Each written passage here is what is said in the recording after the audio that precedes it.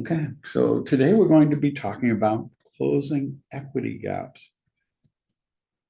And if you'd like a copy of the slides, you can either scan the QR code with your camera, and it should give you a little URL that'll pop up that you can then click on and then save and send it to your laptop if you want to have it elsewhere. Or you could type in this tiny URL, which is https tinyurl.com closing equity gap slides, and make sure you use the capital letters there, although I don't get matters that much for typing, but it does make it easier to read, and it is actually accessible that way so that screen readers will detect the separate words in there.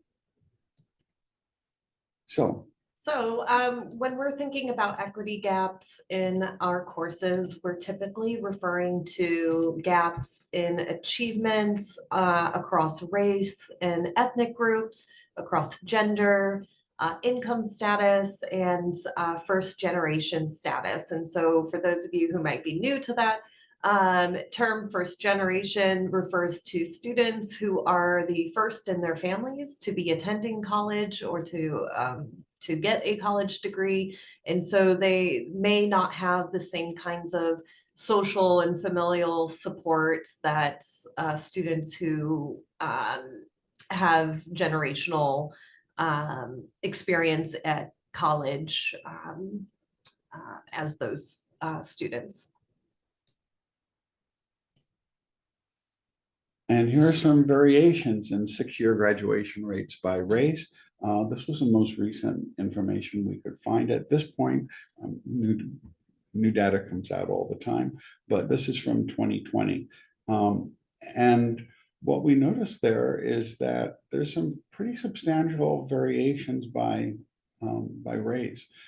Asian students have a 77% four-year or secure completion rate, while Black students have a 42% completion rate, which is substantially lower, and Hispanic students are somewhere in between, and white students do a bit better, not quite as good as Asian students, so in terms of this. So, and there's a lot of reasons for that, and we'll talk about some of these as we go, but a lot of it is due to differences in inequality in the school districts and the communities and so forth. So today we're going to talk a little bit about how we might reduce some of those equity gaps. And the first sort of area that we're going to discuss is building community between the instructor and students. And so some ways that we might create that sense of community and belongingness in our classroom so that students feel more comfortable participating and ultimately reducing those equity gaps are to learn names. And this can be done in many ways, whether you're memorizing them or whether you have students create tent cards where they write their name onto a paper so that you can see it and other students can see it. You know, there's multiple tools you can use to use names. And also learn how to pronounce them correctly. And one way of doing that is by having students record their names in some app or post it on a website or something similar, or to do it in a discussion forum. But this is something that the evidence suggests is really important in helping students feel more comfortable, and they're more likely to approach you if they know that you know them as an individual. Arriving early and staying late. And again, this is just a way for your students to be able to ask questions, to ask for any kind of clarifying points in the course or in the class session that had just completed.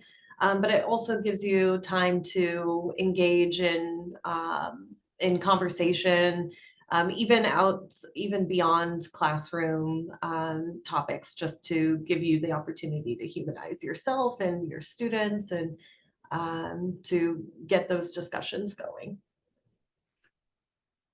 And this can be a bit challenging in the days of multi-factor authentication, where it takes you 10 to 15 minutes to log into everything, which is a really unfortunate side effect of the increase in security. And also, when you're doing activities in class, wander around, especially if you teach, well, no matter what size class, it really helps if you get to go around and chat with students, see how they're doing, see how the activity is progressing. And again, they're going to be much more comfortable coming in for assistance if you've talked to them while they're doing some work in the class. And when you're talking with students before, after class and wandering around during those activities, that can help you discover some of their interests, allow you to bring those into the conversation, to use those examples so that students have a stronger connection to the material and how it connects to their lives. And one tool, by the way, that you can do this is an introductory discussion forum, or you could use something like the Who's in Class forum, which was discussed in the book by Tracy Addy, Derek Dubé, and Khadijah Mitchell. And we do include a link to that or a link to request that in the references that we'll share a little bit later in this presentation. And there you can find what students' interests are, and you can tie more of your examples and applications and either quizzes and tests perhaps to those interests to help students find a little bit more meaning in it. And letting students know that you're available to assist them can be really helpful. Just reminding them of that because they're not always used to that from their prior education. Yeah. And you can set that tone right in the syllabus too. So, you know, not just the first class, not just every class meeting, but in your course materials as well. And one simple way of doing this, and this is something that a number of people have noted who were first-gen scholars themselves, is that the term office hours is not something that's immediately obvious to students. That students coming out of high school, when they're called to visit someone in their office, it's usually a bad thing. So, you know, it has that connotation for many students who don't know what office hours are for. One thing you can do to help that is simply explain that in the syllabus and regularly in class, reminding them that you're available. And many people choose to rename office hours to things like student hours so that it's more clear what the purpose is. Tony Jackson, his book noted that when, as a first-gen student, when he first saw the term office hours, he assumed those were times when you should not approach professors because they're busy working in their office then. So making clear what the purpose of office hours is can make a really big difference. Now, there's been two recent studies that have also found, and by the way, everything we're talking about here is evidence-based, that these are things that have significant effects on improving student grades, students' retention, and student success more broadly, as well as the likelihood is that students are going to persist to graduation. Two recent studies, though, have suggested that a very simple intervention that in many cases can be at least partly automated is by providing students with some feedback after the first couple of graded assessments. One of the studies, which just came out very recently, was done by Elizabeth Canning, Makita White, and Tom Davis. And what they did basically in a very large chemistry class, they provided feedback to students after their first two assessments. It was a randomized controlled experiment. Half the students received fairly generic advice about how to be successful. And the other half of students received some growth mindset messaging, basically saying that it's normal to struggle in this class and that with effort and so forth, that by working on overcoming these things, they can be successful and that this is just a normal process, a normal part of the process of learning, that making errors is how we learn. And it was interesting that they found that a single dose in the study did not have any significant effect. But when they got similar messages, different messages, but similar ones after the first two graded assessments, it ended up improving grades for all the students who were in the treatment, but it especially increased the performance of first-gen students. In fact, it eliminated the gap between first-gen and the treatment group and continuing generation students. it benefited everyone, but the benefit was especially large for first-gen students. In a similar study, which was actually followed up over a longer period, in a large economics class and then scaled out over multiple institutions, 2 personalized messages were sent out to every student, indicating that the student is available to help the students, reminding them that they're there and they want them to be successful. It led to a significant reduction in the racial gap in grades for male students, at least. It didn't have as much effect for female students, in large part because the gap was much smaller for female students. But the really remarkable thing of that is just those 2 emails that were sent to students resulted in improved student retention rates through 4 years later and higher grades throughout that period. So early interventions in classes by providing supportive feedback to students and letting them know that we're here to help them can make a huge difference. All right, so our next area of reducing equity gaps that we wanted to discuss includes building communities between students. And so we actually just had a very excellent presentation on cooperative and team-based learning activities. Recommend you check out the CELT website and the YouTube channel for that. But there's, some important techniques in ensuring that those cooperative learning activities work seamlessly, and that includes having some kind of random assignments and using small groups. And also, if it's not entirely random, it could be with a neutral criteria. For example, if you have a STEM-based class or class that's math intensive, you could stratify this a bit by sorting students according to the number of math courses they've had, and then use that to make sure that each group has a balance between students with more experience and less experience, for example. And you've had good experience with And that. I've used that in my econometrics class and the seminar course, and it's worked quite nicely in making sure that there are no groups where where the students aren't all the strongest students in the class or the weakest students in the class in terms of their prior background. It helps. And also, one of the things that was talked about in the previous group is the previous session is just by randomizing groups, you created the groups in a way that's independent of any previous connections. And students have sometimes objected to using some criteria because they want to work with their friends. The way I've always dealt with that, and I've done this, it's happened most of the time, is I'll ask, well, how did you get to know these students? And the response is always, well, we've taken a lot of classes together. I said, well, what about those students who haven't had as many classes in economics before? Would it be very equitable for them to be all left on their own? Or might it be better that we spread out this expertise?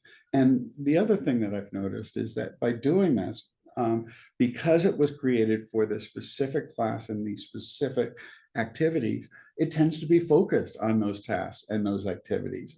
That when students who get together who know each other, they're much more likely to be talking about what they're going to be doing that weekend or that evening or other things unrelated to the task at hand. And it does tend to result in much better focus. So, giving students multiple means of expression, kind of following the UDL, to, allow students to work off of their own strengths and, when they're working with each other to leverage those strengths, gives them a lot of, different opportunities there. And peer instruction is really helpful, that by having students explain things to each other or work together on activities, it reinforces learning. It's like having many different instructors in the class. You do need to make sure that you're providing feedback and you're hearing from all the students. This can be done with clicker activities. It could be done in small group activities and calling on students randomly and so forth. But there is tremendous amount of evidence on the gains from having students explain things to each other. The students who understand things a little bit more deeply benefit from the act of trying to organize it in ways that other students can understand, while the students who may not have the same depth of understanding at this point benefit from hearing from students who are at a similar level of development, who've just recently learned it, because they're often better able to understand some of the barriers to learning than those of us who've become experts in the field. Yeah, and I think that, we can kind of draw on our experience that we start to really know things backwards and forwards when we start to teach it to them. And so to give our students that opportunity to really know the ins and outs of the material is a great opportunity. Encouraging students to get to know each other. So whether this is an icebreaker activity or just giving students a moment to introduce themselves at the beginning of a group activity or group discussion. I do this in my classes, almost every class session, especially within the first month or so of our class meetings, really wanting students to learn each other's names. And, as part of our discussion guidelines, I ask that when students are commenting or building off of someone else's work, that they call them by name so that they, really start to build that sense of community. So they're not just, referring to, oh, well, that person over there, or, what she said or what they said. I require them to say, okay, but what's their name? And then, usually a lot of people in the class will help, get those names memorized with each other. So really just giving them the opportunity to talk and get to know each other. Using inclusive discussion strategies. So we sort of mentioned before, using small groups so that students are able to participate without getting lost in a larger social conversation with multiple students, to give responsibilities to each person in the discussion group, to give each person a role so that again, they have some individual accountability to the larger group. And students vary. Some students want to talk all the time, and you don't want them to be the only ones talking. There have been a few studies that have found that 4 or 5 students tend to dominate open discussions, whether the classes are of 20 students or whether they're of 300 students. It's a very small number of students who do tend in practice to dominate.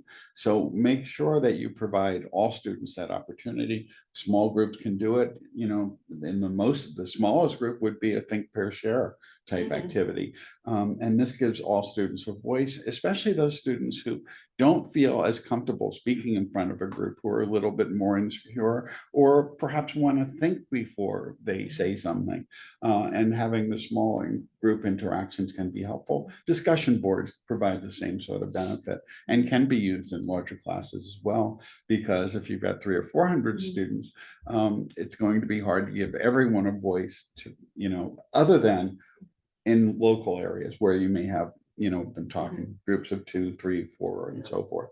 And when you're asking the class a question, giving some time for more students to raise their hands before picking the first, couple of people who, as John said, might be the ones who are participating, more often than other students, and to, even work on ways to maybe talk to the students about, well, I'm going to make sure everyone participates before a person gets a second, opportunity to talk to the class, and, some ways to give that balance. And if you do give them enough time to think things through, cold calling can work well. And there's a lot of random name generators that will randomly select people.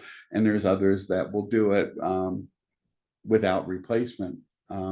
So that way you do go through everyone before you get another chance. Yeah, so that balance is important. Now, when you come up with examples, it's really important that we include everyone in those examples, because our students do come from very diverse backgrounds. And, you probably don't want to be talking about examples of people out on their yachts in most of our classes, as something that many students can relate to, or perhaps polo may not be the best example of a sport, or perhaps sports may not be the best example for all students. So make sure you vary your examples and that they're generic, or they're examples that can work for many different students, or at least they're varied. Or better yet, ask students to provide examples or applications that are meaningful to them. Avoiding practices that might generate stereotype threat. And so, you know, so stereotype threat is when a person, you know, may choose not to participate, or because they're concerned that they're going to be represented like a stereotype that is common to their identity, or is been made about their identity. Or their performance is tied to perceptions about the average performance of their groups or something similar. And there was a classic study of this where a group of Asian female students, I think it was at Harvard actually, I'm not positive on that, but were given a math test, but they were primed. A third of them had a neutral priming introduction to it, where they just list some general information. Half of them, or I'm sorry, a third of them were asked which dorm they lived in. At the time of the study, there were single sex dorms, so that primed people to consider their gender. And in the third group was asked to list their ethnicity. And what happened was that the group who had a neutral prime were right in the middle, but the groups that were primed with a very simple question at the beginning ended up, the group that was primed to think about ethnicity did significantly better, while the group that was primed to think about their gender ended up doing significantly less well on that test, because there are those stereotypes about females not doing as well. But on the offsetting side, Asians tend to do better. So just simply reminding students of that study was, I believe, done by Claude Steele, and he's done many other studies, and many other people have too. Recently, those have been breaking down a little bit in some of the replications, at least in those circumstances, which is really good, but there's still a lot of evidence out there that stereotype threat is very real. So you don't want to trigger that. You don't want to refer to people's race, or you don't want to call on students to serve as exemplars of their race, for example. And you don't want to do anything that would reinforce that type of stereotype threat. One of the worst things you could do, and this was really popular about 10, 15 years ago, was an equity walk, where you would have all your students line up on a line in a big room or outside, and you ask the students who had two parents at home, for example, to step forward. You ask the students who had a single parent, well, that wouldn't be this, either one of those, step back.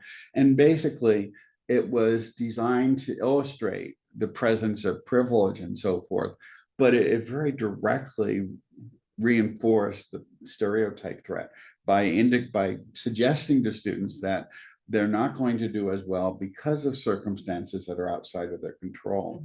And that would be something that would tend to be the opposite of the growth mindset, which we'll talk about shortly.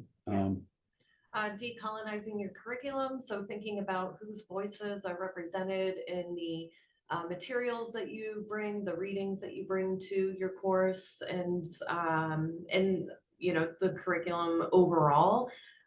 So thinking about, you know, which authors are being represented, and how those perspectives you know, might provide more inclusion for your students and for your fields as well. And if you search for decolonize and then your discipline name, you'll find a lot of resources out there, because in pretty much all disciplines, there are people who are working to come up with more diverse examples and readings and so forth. And look through those readings. You might find some interesting ones that will make connections with more students. And this is also very closely tied to UDL principles, because you do want students to be able to recognize or to come up to see how they can connect to the material that they're learning. And by providing examples that are applicable to a broad range of people, various occupations and socioeconomic settings and so forth, you're able to connect to more students with that content. And again, having students themselves provide their own examples of how concepts you're learning are applied, which could be done as an assignment, it could be done in a discussion forum, and it could be done with any number of techniques, again, using UDL principles. And we mentioned earlier about growth mindset. And so again, we're in growth mindset, we're considering showing students, reinforcing the idea that learning is a process, that failures and struggles have to occur, but that you as the instructor and in the classroom environment that you're creating is going to provide support for them to be successful and to achieve their learning goals. And there have been a number of studies by Carol Dweck and others that suggest that a growth mindset is helpful in students being successful. And there's a lot of ways we can encourage this. One way is just normalizing learning from mistakes, a term that is sometimes used, and I forget the developer of this. I think it is in the references we share, though, the concept of failing forward, that by making mistakes, you can learn from those mistakes and build on that and be more successful. I'm talking about your own failures and academic struggles in the past and how you overcame those, again, to kind of humanize you as the instructor and to normalize those. You can even think about and ask students to think about non-academic things that they've had to practice and before they had mastered. So even things like riding a bike and those other things that we know so well as needing a lot of practice. And all students can connect to some of those. And in any sport, for example, people make mistakes, but they practice and they get better at it, and remind them that it's the same type of thing happening here, because students don't always make that connection, in large part because they receive grades based on how successful they are, and they're penalized for making mistakes along the way. And that's a topic for a whole set of other workshops that we've been running too. But we want to remind students that in any academic discipline, people learn by making mistakes, seeing what works, and then trying something else when something is not behaving the way they thought it would be. One way of encouraging this is by using low stakes assessments or even no stakes assessment. But with low stakes assessments, the cost of a penalty is very low. Or cost of making mistakes is very low. And in many cases, you can do it where students have unlimited attempts to demonstrate knowledge, in which case it effectively means, they can make mistakes without any penalty. If you don't assign some stakes to activities, one of the things you'll find is that the students who tend to do optional work tend to be the students who are doing well anyway, and the students who are struggling are least likely to adopt those strategies that are most effective in allowing them to achieve mastery. Carol Twigg, who ran a redesign program for courses for quite a few years, federally funded, had the expression that freshmen don't do optional. So, if you assign stakes for anything, it could be 1% of the grade or 2% of the grade. Students will put a lot of effort into that. But if it's completely optional, again, the students who in practice tend to do it are the students who are concerned that their grade may dip from an A to an A minus or from a B plus to a B. The students who are struggling to master it are least likely to want to do more additional work. And we've got to get them past that. We want to remind them that if they're struggling, the best way to get past this is to master the material. And if they come in with a weaker background, it's going to take them more work, but make sure you let them know that these are the resources you're providing them or that are available to them so that they can be successful. And let them know that you want them to be successful. That makes a big difference. And along that same vein, providing opportunities for revising their work, so whether your draft is, due earlier in, if it's a writing assignment, for instance, if it's due earlier in the semester, making sure that you have the opportunity to give them detailed feedbacks and then giving them time to incorporate that feedback into, a final product of some type. But again, that is a literal practice in addressing mistakes or addressing areas to make a stronger product. It's that feedback cycle that, students try something, they make mistakes, you give them feedback, just as they do in sports. You get suggestions for improvements and you can work on it and become better at it. There was an interesting study that Angela Bauer did, she worked on this at Green Bay and High Point. I believe she's in chemistry. And we have a podcast on that. But what she had done was provided some additional support for students who were struggling at Green Bay, and it made a big difference, just giving them some extra time on task, basically, with support from tutors and instructors. But at High Point, she did a very interesting thing in the department, and that was she sent out a slide to every instructor teaching the introductory courses in chemistry.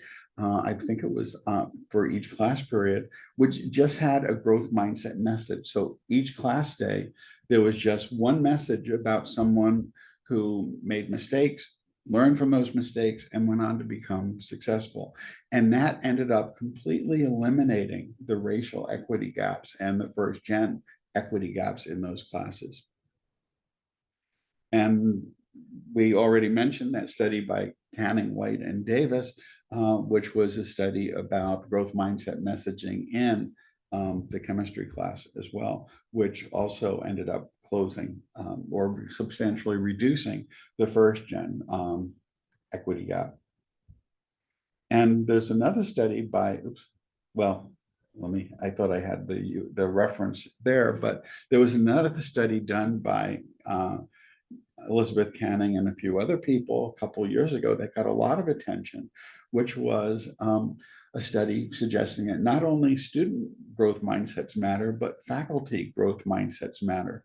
And in particular, when faculty believe that students can become more successful by working at material, all the students in their classes do better on common exams or common final exams and so forth, compared to those classes where the instructor believes that either some students are able to do the work and others are not. If you as an instructor believes that your students can't be successful, many of your students won't be successful. But if you do believe that students can be successful, that comes through in the way you work with students, the way you talk with students.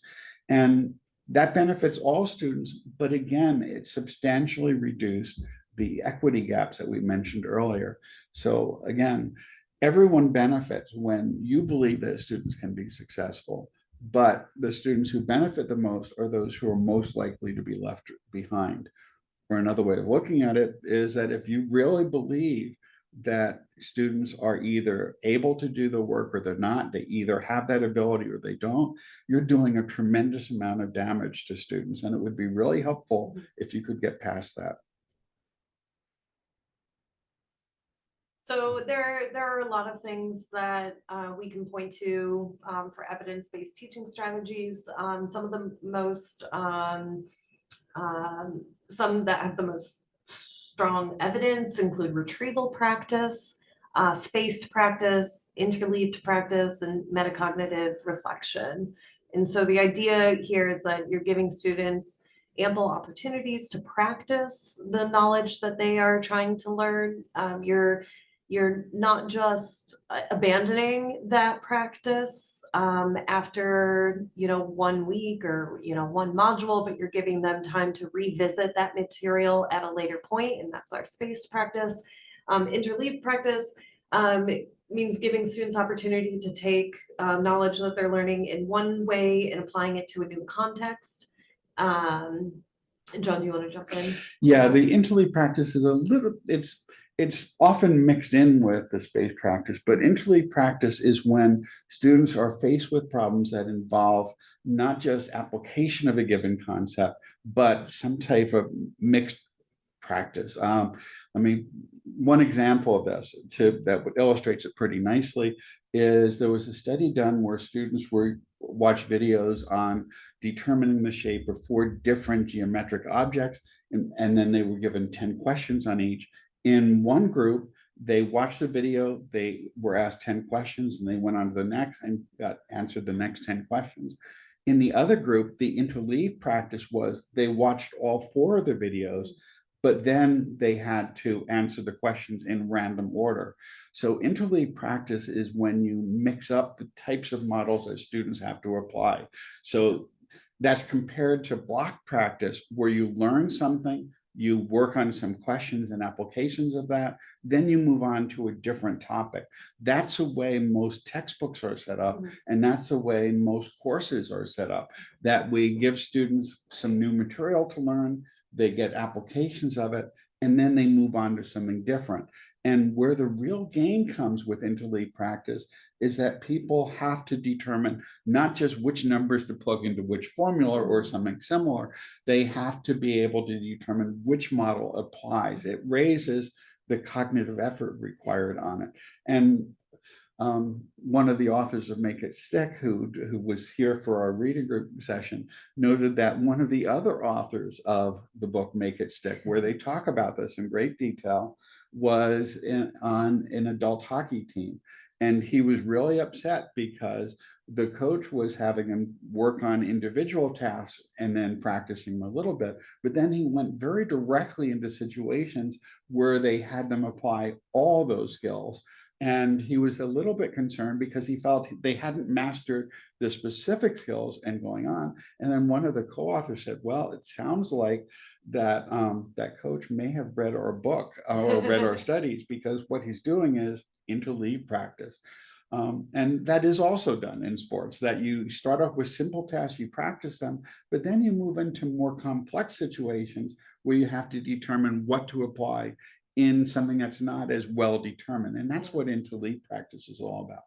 And it's in practice, it's often lumped together with space practice. And one way of doing it is by having progressively cumulative exams in your classes, where students, instead of just learning material, taking a test on it, moving to a new topic, you can bring in some of the questions or problems or situations from earlier parts, which provides both space practice as well as interleave practice, because it's a higher level of skill where they're not just using the same technique over and over again. They have to identify which specific model applies in the context that they're given. So it requires more effort, but each of those things, and retrieval spaced and interleave practice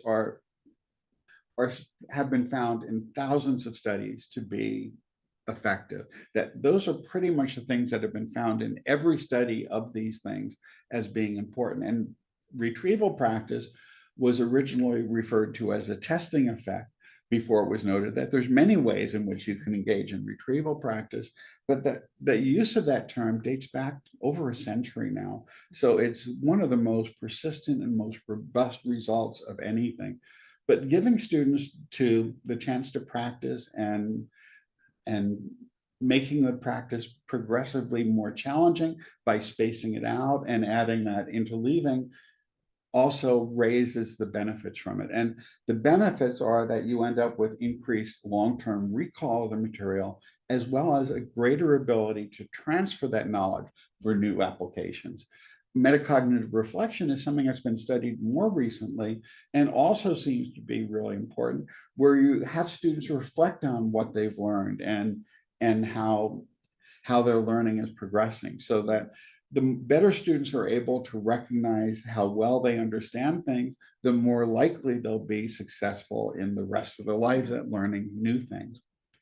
And they can identify the gaps in their knowledge and then focus on ensuring they're learning those areas too.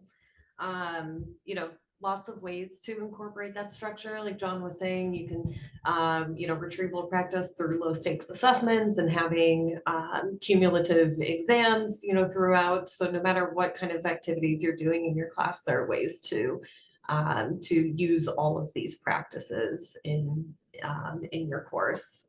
So John, you do a bit of adaptive learning and personalized learning. I think we And both mastery do learning, I've mastery been doing that learning in and various forms. One problem with that, though, again, is that adaptive learning systems do really well with retrieval practice, and they're really good at allocating time efficiently, so that's both adaptive and personalized learning, which is a term that Lumen Learning uses with a Waymaker package, Mhm. which gives students a little bit more control over their path forward. While adaptive learning, it's controlled by some type of adaptive learning system, which is often an AI system, which basically assesses students' knowledge and then gives them new learning materials and new testing appropriate to what they need, basically. So those are really good, but they tend not to do very much with space practice and interlead practice. And I talked to the developers when I was running a task group for SUNY on adaptive learning systems. I did talk to many of the developers of some of the best platforms out there, and they're really good at many things in terms of creating a personalized learning path, allowing students to learn things more efficiently and more quickly, again, by focusing on what students need, what each individual students need to focus on, rather than treating each student as being identical. But again, they don't generally do very much with space practice or interlead practice. And that's something I think many of them do need to work on. Although the ALEX system, many students complain about that in both math and chemistry, because it does build in a bit of interlead practice and space practice. And students are kind of troubled to suddenly get questions that they hadn't been asked for a while, but that is really useful. And if you introduce this, explain it to students, explain why you're doing that you're not just trying to trip them up by bringing in things from early on, but that's basically going to reinforce their knowledge and let them apply it more effectively in the future. I think it's a good time to reiterate that good teaching, evidence-based teaching is equitable teaching, and that you know, we can see those important equitable gains in our classroom when we implement effective teaching strategies. And there's a lot of evidence to that effect, that using these techniques do reduce equity gaps by providing all students with the ability to be successful without penalties. Again, especially if you do it where students have multiple ways of showing that they have mastered the material. Scarcity is another thing for us to think about, in that resource scarcity can affect our students' ability to be attentive and ultimately their cognitive performance. So thinking about things like financial or food insecurity, giving students the resources and pointing them to the help that they may need. You can include statements on this in your syllabus. You can, you know, continually, you know, remind students, you know, to seek out resources to help them address these needs. And also, first day access to their learning materials is essential. That if you have really expensive textbooks, the students who are least likely to buy them are the students who most need early access to that material. Using OER resources or using inclusive access, where all students get the books on the same access to the books on the first day of class, is really, really essential. One thing that we've been doing recently, which is somewhat harmful, is that we put in more financial holds on registration.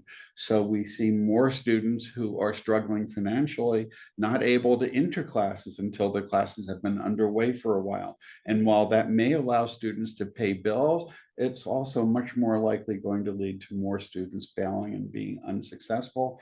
And it costs much more for an institution to recruit new students to replace those who are unsuccessful because of these harmful policies than it would to support the students who are already here. And it's unfortunate that that's happening here and so many other places. And it's, you know, important to remember that, yes, there are students who get vouchers, but those vouchers don't always mean that they're getting access right at the beginning of class. It might take a little while for those, you know, for them to get access to their books. So thinking about if you don't have the ability or you don't have the option for inclusive access, putting a copy of your textbook on reserve at the library, trying to give them some options to get that material as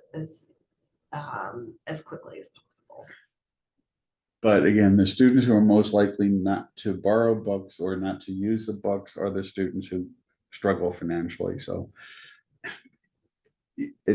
you're doing a lot of harm if you're not providing first day access to learning materials for students, and you're doing the harm for the students who are already most at risk. And again, as Maggie said before, providing students with information about what's available in terms of mental health, food insecurity, and so forth. And again, at our campus, we do have more resources for students. You know, we have SHOP and all those other resources, but make sure that students are aware of that and include that in the syllabus or in your course management system. Providing structure in your courses. So when you do have, you know, particularly course or semester long assessments to scaffold assignments, so you can break larger assignments down into smaller pieces so that students get regular feedback early on their work, and you know, have the opportunity to make revisions on that, on those assignments. And this reduces equity gaps because many of our students are coming from schools that do not provide a lot of preparation for college type activities. You know, if you went to a school where you had to write many college level essays and so forth and got lots of good feedback, you're coming in way ahead of students who generally did not have that same sort of support or were not given tests or given classes that were close to a college level. By scaffolding it, you can help students be directed in a good direction early on. So rather than getting a completed term paper that's unacceptable, if you have them work on it where they submit a proposal, they put together an outline, they submit a bibliography and so forth, you can catch some of those issues early on. And it also makes a whole project much more manageable. It doesn't seem as overwhelming as writing your first 20-page paper might be if you've never done that before. Again, because the students who are most likely not to have done much of that before are students who go to low-income school districts or school districts in low-income communities where, in general, fewer people go to college, and teachers therefore don't prepare students as extensively for college as in communities where there's a higher incomes, where there's more resources, and where there's more parents who have gone to college and where more students are going to college. Providing examples of the work that you expect students to complete. Again, it sets the expectation, it gives students an idea of, it can help them translate what you might mean in a rubric to other completed works. And then using the tilt approach, which we've talked about in other workshops. So connecting each assignment with a specific task, with the purpose of each assignment, and then really outlining the clear criteria for the work, the criteria for assessment. And active learning in general, and pretty much every study that's been done, tends to increase learning for all students. But again, it most increases learning for first-gen students, Pell-eligible students, and for students from historically minoritized groups. In a study of the active learning initiative at Cornell, in economics classes at least, they found that the racial and the Pell-eligible gaps essentially disappeared when active learning techniques were introduced. And again, there's a tremendous amount of evidence on the benefits of active learning. One thing to be aware, though, is that student resistance is not uncommon, that students are not used to active learning. Some have been exposed to it in their high school, but in general, it's still not a very common practice there. There's an interesting initiative at the University of Georgia, which has been taking place for the last few years. There's going to be a podcast coming out on that in July, I believe. But what they've done there is they provided $5 million in introducing active learning. And one component of that is introducing it in a first-year course, explaining to students why active learning is useful so that students come in. When students are faced with their first interaction with an active learning class, it's not uncommon for them to say, well, you're supposed to be teaching me and you're making me do all the learning.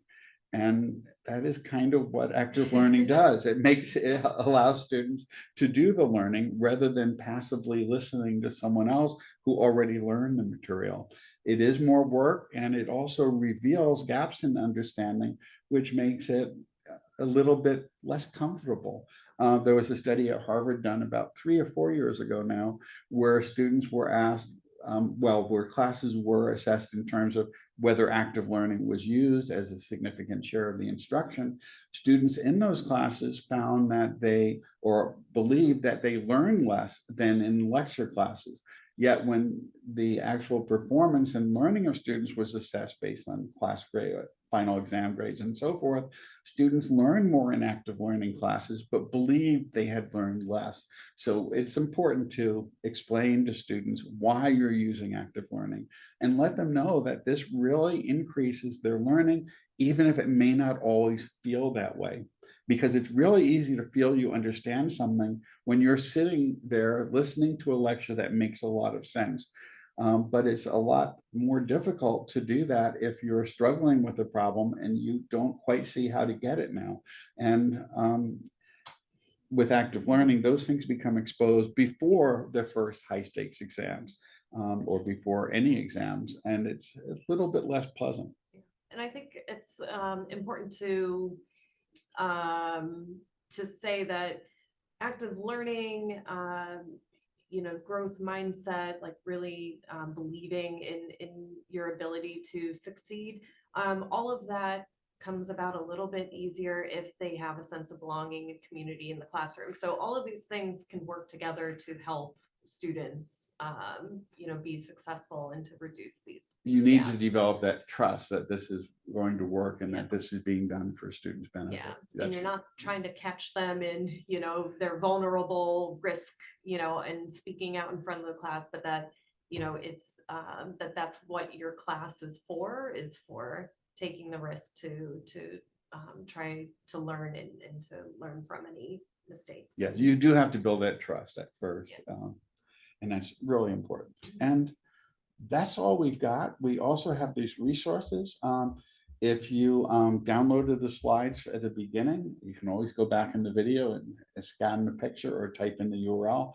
It will take you here, and then you can just click on the link if you have the slides. And we have some general research on equity gaps, some podcasts spread throughout. We have techniques for building that community within your classes. The 2 studies on the importance of communication with students after their first exams, letting them know that you care and encouraging a growth mindset. Some resources on inclusive representation, inclusive representation, and some resources on growth mindset, and also the evidence-based teaching strategies. And one of the things that's really remarkable in terms of evidence-based teaching strategies is that no matter what type of study which has been done, whether it's a study of students' perceptions of effective learning, whether it's a study done by educational researchers, cognitive scientists, whether it's done in laboratories or whether it's done in classrooms, they all find that these evidence-based, the same technique seem to work no matter what discipline you're working on, at least in general principles, that retrieval practice, space practice, interleague practice, and metacognitive development, combined with growth mindset or encouraging growth mindsets and so forth, are all incredibly important in student success. And here are some resources, some studies, some books, and so forth. And that's all we got. Thank you. And if you have any questions, ask us. Yeah, always email us. We'll be here. Well, those of us not on sabbatical, she'll be back. That's true. But I'll be back one day. Not too far off.